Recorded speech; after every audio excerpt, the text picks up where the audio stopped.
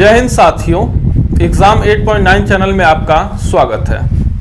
साथियों, हिंदी में हम लोग यूपी ट्रिपल एससी के तमाम क्वेश्चनों को इसमें डिस्कस करते हैं जो आपके आगामी एग्जाम लेखपाल के लिए महत्वपूर्ण है और उन सारे एग्जाम के लिए महत्वपूर्ण है जो एग्जाम आने वाले हैं जिसमें हिंदी का वेटेज होता है। ठीक है, तो आइए देखते हैं आज के महत्वपूर्ण क्वेश्चनों को। और ये यूपी ट्रिपल एससी के कुछ क्वेश्चन हैं जो हम डिस्कस करेंगे और आपको दिखाएंगे कि कैसे क्वेश्चन रिपीट होते हैं और आपके एग्जाम में आने के कौन से क्वेश्चन के ज्यादा संभावना है। तो आइए देखिए, उष्म व्यंजन कौन सा है। तो इससे पिछली वीडियो में मैंने डिस्कस किया था उष्म व्यंजन या संघर्षी व्यंजन। संघर्षी भी उष्म व्यंजन को कहा जाता है और इनकी संख्या 4 होती है। ठीक है, कौन कौन सी होती है तो आइए देखते हैं हम लोग। 100, 100, 100 और ह, ये 4 जो होते हैं ये उष्म व्यंजन है या संघर्षी व्यंजन भी इसे कह सकते हैं हम। दोनों ही एक ही शब्द के नाम हैं। तो आप देख लीजिए यहाँ पे कौन सा ऑप्शन है जो इन चारों में से है, तो ह हो जाएगा इसका right answer, option number A. और ये एग्जाम यूपी ट्रिपल एससी सम्मिलित और अधीनस्थ सेवा सेकंड में 2016 में ये पूछा गया है। ठीक है, आइए नेक्स्ट क्वेश्चन देखते हैं। यूपी ट्रिपल एससी आबकारी सिपाही में ये 2016 में पूछा गया प्रश्न है। ठीक है, देखिए प्रश्न क्या है। हिंदी वर्णमाला में उष्म व्यंजन कौन से हैं। तो अभी मैंने आपको बताया उष्म वर्ण कौन कौन से हैं, तो उष्म वर्ण आपके स स स स ह है और यही क्वेश्चन फिर उसमें पूछ लिया है और यहाँ पे 2016 में, यहाँ पे भी 2016 में। तो साथियों, आप देख सकते हैं कि कितने इजीली तरीके से आप स्मार्ट तरीके से एग्जाम को क्रैक कर सकते हैं। यानी पिछले एग्जाम के क्वेश्चन को ही तरीका बदल के पूछ लिया है। वहां पे यहाँ पे पूछा था आपका कि एक वर्ण दे दिया था, उसमें वर्ण इसमें कौन सा है, 4 में से एक बताना था। यहाँ पे आपको पूरा चारों ही दे दिया है, यहाँ पे और इजी कर दिया है। यहाँ पे हम आराम से इसको टिक कर देंगे स स स स ह। और ये आपके आबकारी सिपाही में पूछा गया, 2016 में ही पूछा गया है। ठीक है, नेक्स्ट क्वेश्चन देखते हैं हम लोग। ये यूपी ट्रिपल एससी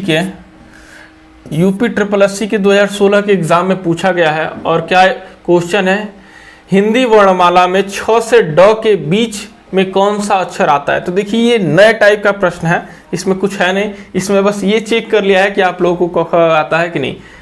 छ से और ड तक का व्यंजनों की संख्या आप लिख दीजिए और बीच में जो आएगा, ठीक बीच में कौन सी अक्षर आते हैं। तो अब लिखिए छ, देखिए हम यहाँ च भी लिख देते हैं ताकि आप लोग कंफ्यूज ना हो। च को यहाँ पे हम लोग लिखना नहीं है, ठीक ना। तो च, छ, ज, झ, इया। ठीक है, फिर नेक्स्ट लाइन शुरू होती है बट हम यहीं से लिखेंगे। फिर उसके बाद ट, ठ और ड, बस ड तक ही लिखना था।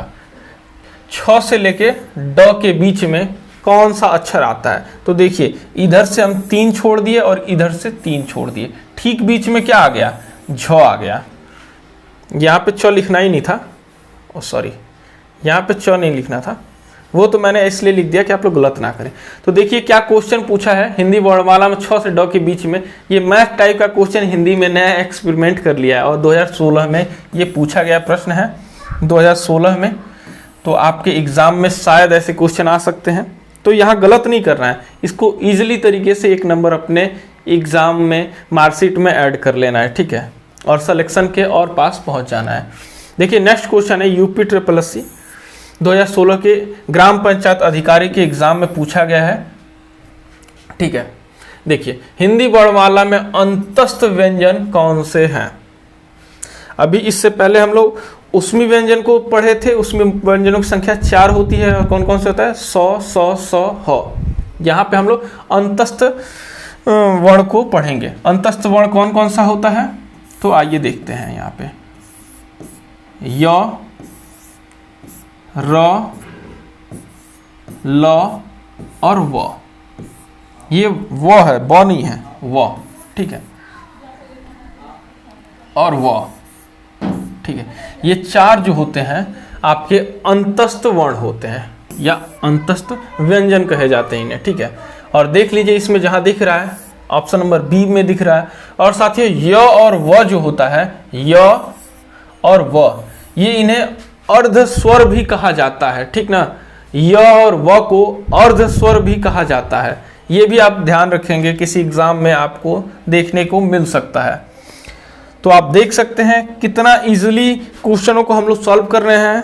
और साथियों ये बहुत ही मतलब एक क्वेश्चन से दूसरे क्वेश्चन को रिलेट किया है एग्जाम में, एग्जामिनर ने, और कुछ नहीं किया है। देखिए नेक्स्ट क्वेश्चन है अंतस्थ व्यंजन कौन सा है।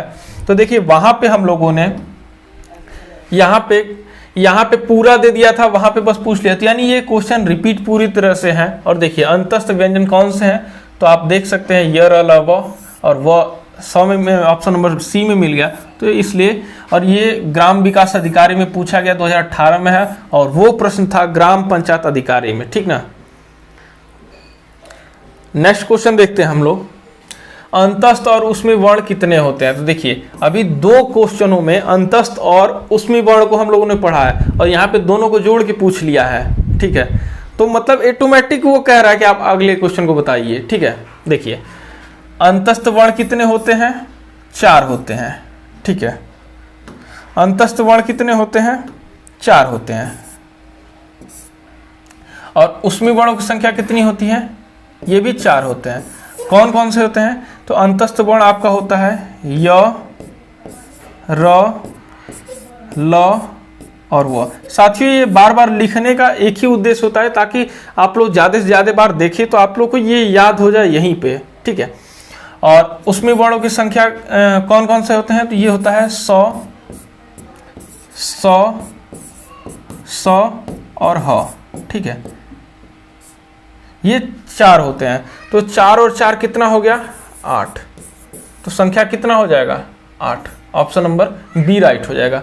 और ये UPSSC 2016 ये वन रक्षक और वन जीव रक्षक की परीक्षा में पूछा गया प्रश्न है, आप देख सकते हैं।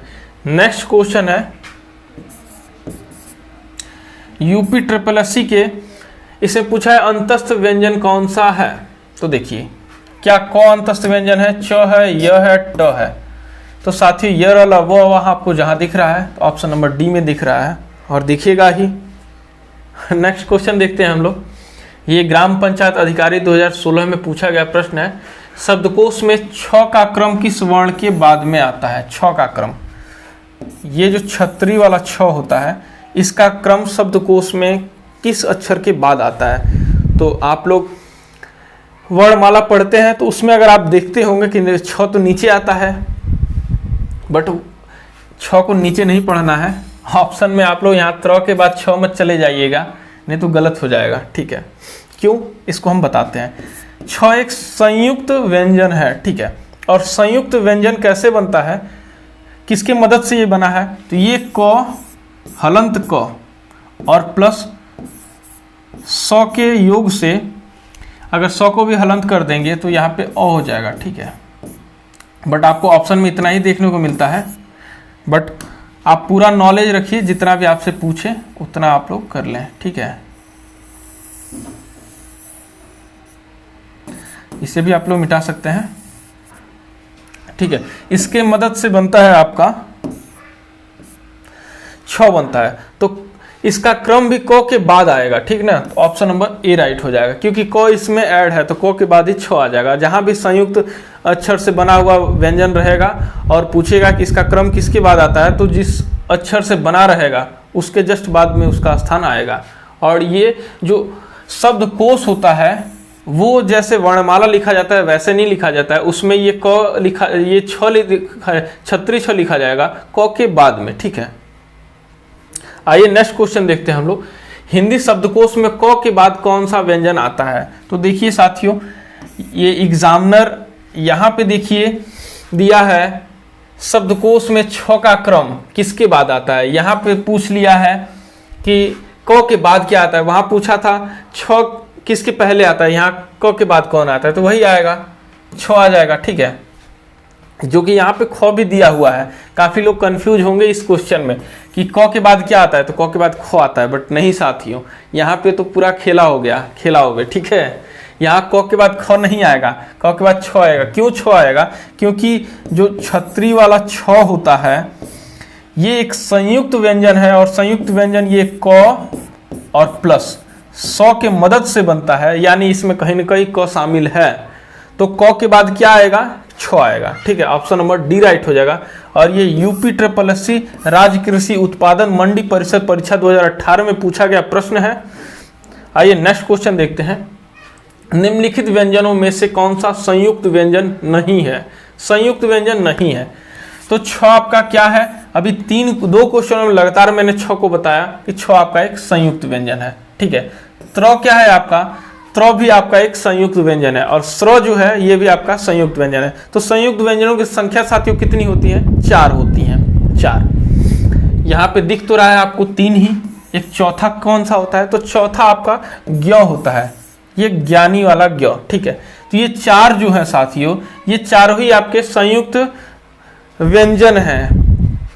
ठीक है, और संयुक्त स्वरों की संख्या कितनी होती है? तो 4 होती है। और पूछेगा कि वर्णमाला में कुल संयुक्त व्यंजनों की संख्या कितनी है? तो 8 हो जाएगा। ये भी आप लोग ध्यान रखेंगे।